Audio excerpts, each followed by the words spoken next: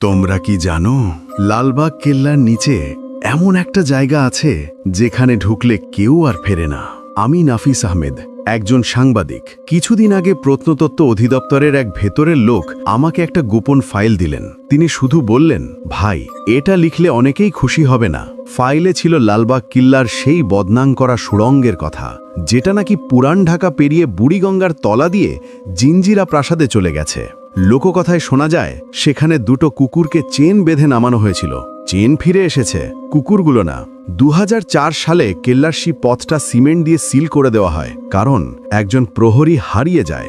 নাম সালামত হোসেন। সরকারি কাগজে লেখা ডিউটি ফেলে পালিয়েছে, কিন্তু লোকজন বলে ও নিচে হারায় গেছে।